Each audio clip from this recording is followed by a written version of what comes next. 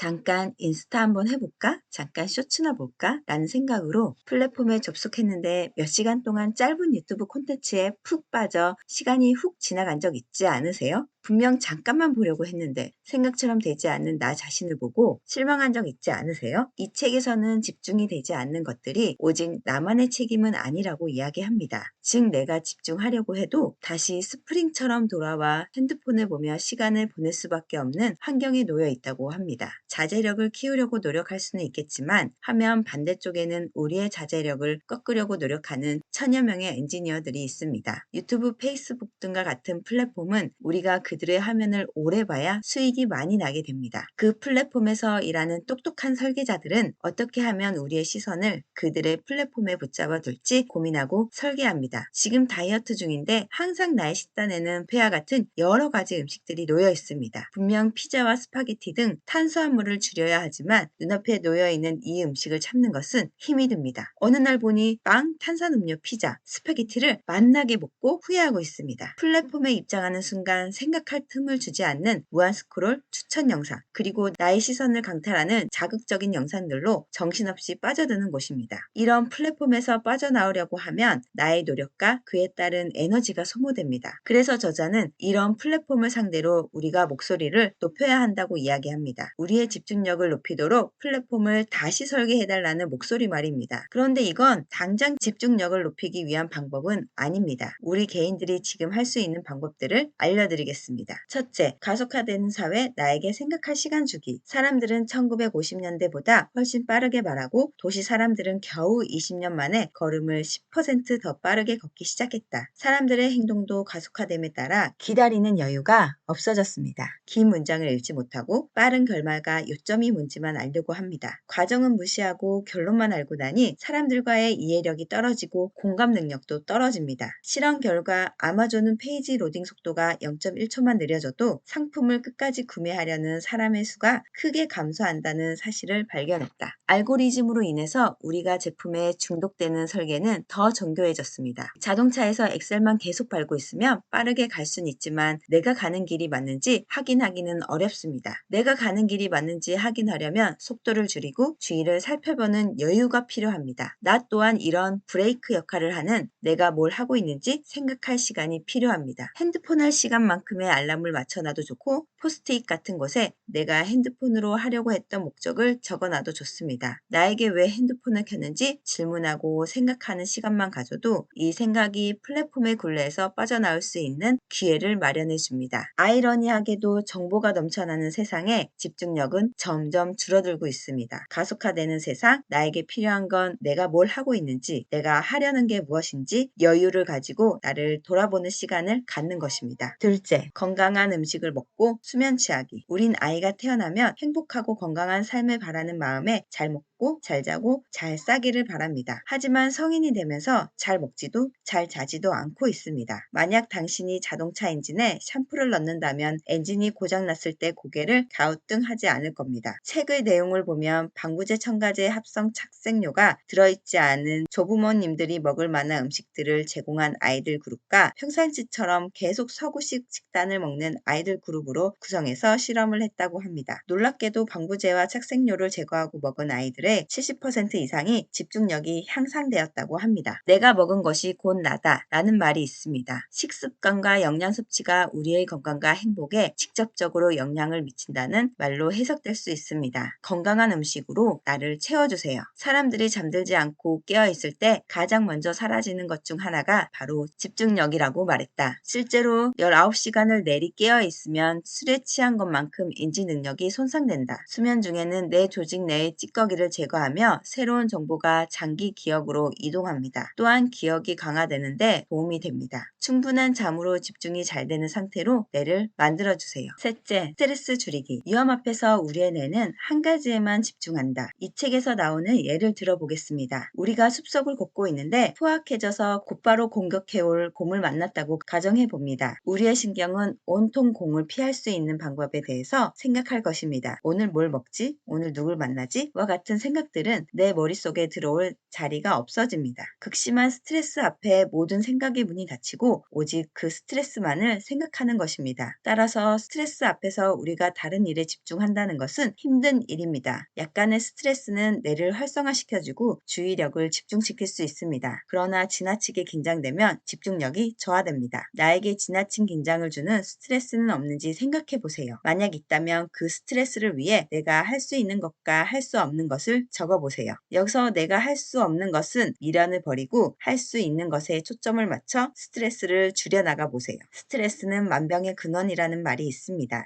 집중력을 높이기 위해서도 필요하지만 내가 건강하게 살려면 적절한 양의 스트레스를 유지하는 것이 필요합니다. 집중력을 높이기 위한 방법으로 3가지를 알아봤습니다. 첫 번째, 가속화되는 사회, 나에게 생각할 시간 주기. 두 번째, 건강한 음식과 충분한 수면 취하기. 세 번째, 스트레스 줄이기. 이 방법들을 실천해보며 나의 집중력을 조금이라도 되찾아 보세요. 오늘도 플랫폼이 아닌 나에게 집중하는 하루 보내세요.